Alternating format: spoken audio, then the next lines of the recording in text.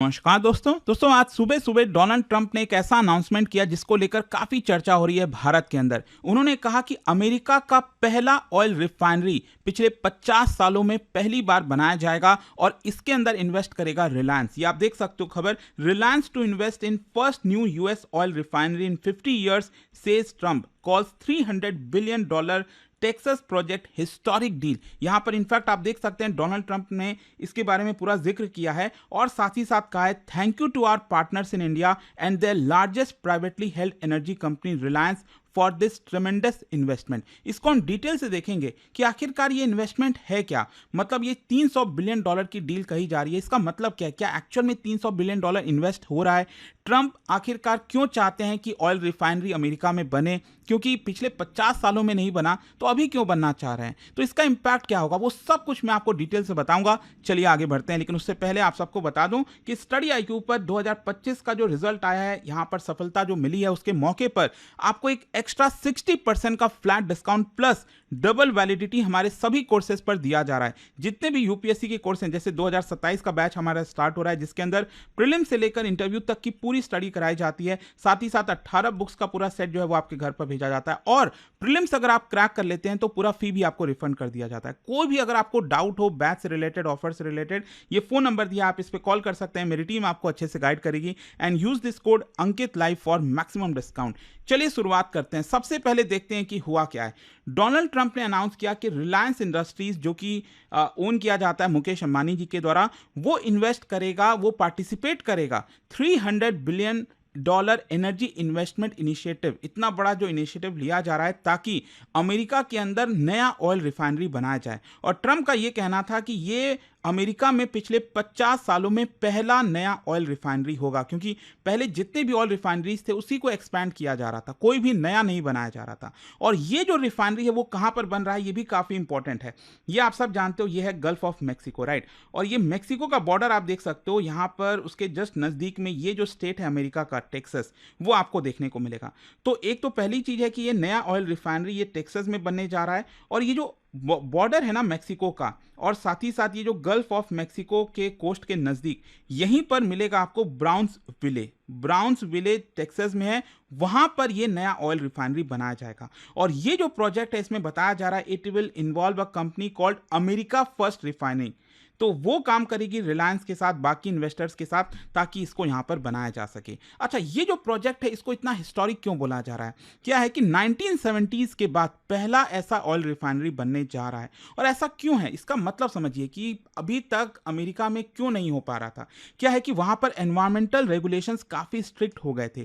Clean air act हो गया, clean water act हो गया, स्टेट लेवल एमिशन लिमिट्स हो गए। आप सब जानते हो अमेरिका के अंदर जो स्टेट्स होते हैं उनके खुद के पास बहुत सारी पावर होती है। जो रिफाइनरीज होती है ना, वो काफी पोल्यूटेंट्स क्रिएट करते हैं, जैसे sulphur dioxide, nitrogen oxide, volatile organic compounds हो गए। तो यहां पर अमेरिका में एनवायरमेंटल क्लियरेंस लेने में आपको 10 से 15 साल लग जाते थे। लेकिन डोनाल्ड ट्रंप जब से आए हैं तब से उन्होंने कहा है कि अरे ये सब कुछ मायने रखता नहीं है, क्लाइमेट चेंज क्या होता है, तो हम तो जो करना चाहें करेंगे। तो एक तो ये रीजन है। दूसरा है एक्सट्रीमली हाई कैपिटल कॉस्ट। मतलब एक एक रिफाइनरी बनाने में जो बड़ी वाली रिफाइनरीज होती हैं 10-10, 20-20 बिलियन डॉलर लग जाता है, डिपेंडिंग की कैपेसिटी कितनी है उसमें। तो यहां पर मेजर कंपोनेंट्स इसमें क्या होते हैं, जैसे डिस्टिलेशन यूनिट्स हो गया, हाइड्रोक्रैकर्स हो गए, कैटेलिक रिफॉर्मर्स हो गए, डीसल्फराइजेशन यूनिट्स हो गए। इस तरह के बहुत सारे इंपॉर्टेंट यूनिट्स होते हैं जिसमें काफी हाई कॉस्ट लगता है। And because of this cost companies जो है वो प्रेफर करती हैं कि ऑलरेडी जो एग्जिस्टिंग रिफाइनरीज हैं उसी को एक्सपैंड किया जाए rather than making a new refinery.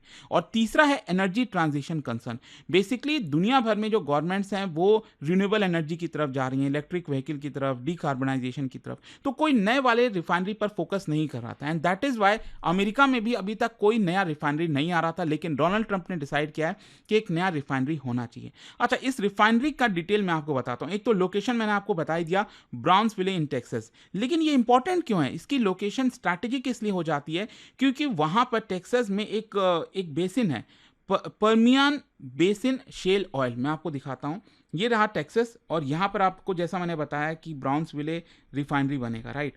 तो यहाँ पर रिफाइनरी बनने वाला है। तो उसी के जस्ट नज़दीक में ही टेक्सास में ये आपको परमियान शेल बेसिन देखने को मिलता है, जहाँ से शेल ऑयल निकलता है। तो वहाँ से ऑयल आएगा, आसानी से इस रिफाइनरी में जाकर उसकी रिफाइनिंग हो जाएगी। तो एक तो प्रॉक्सिमिटी हो गया। फिर डीप वाटर पोर्ट्स, अगर एक्सपोर्ट वगैरह कुछ भी करना है तो यहाँ पर डीप वाटर पोर्ट्स अवेलेबल हैं, तो वो एक्सपोर्ट कर पाएंगे। एग्जिस्टिंग पाइपलाइन का पूरा नेटवर्क यहाँ पर बिछा हुआ है और यहाँ पर लार्ज पेट्रोकेमिकल इंफ्रास्ट्रक्चर भी देखने को मिलता है। सो दैट इज वाई यहाँ पर इसको बनाने का निर्णय लिया गया।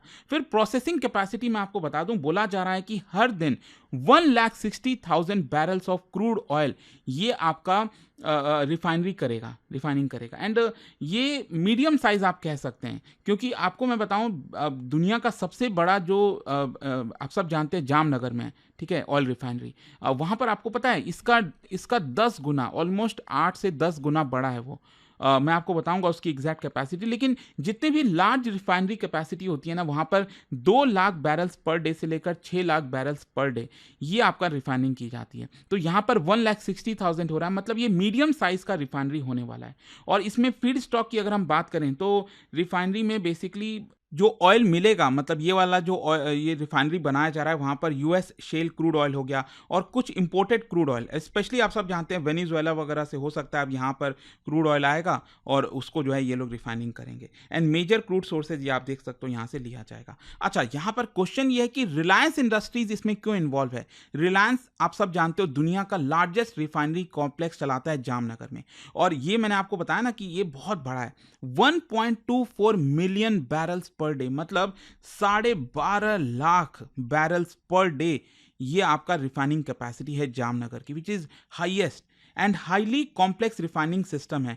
ये बेसिकली जितने भी हैवी क्रूड ऑयल और जो सोर क्रूड ऑयल होता है उसका प्रोसेस कर पाता है, और इसीलिए जो रशिया से क्रूड ऑयल है ना, उसको आसानी से रिलायंस अपने जामनगर में उसकी रिफाइनिंग कर पाता है। और रिलायंस अगर आप देखोगे तो उसके बाद बहुत सारा एक्सपर्टाइज हो गया डीप कन्वर्जन रिफाइनिंग में, पेट्रोकेमिकल इंटीग्रेशन में, लार्ज स्केल रिफाइनरी कंस्ट्रक्शन में।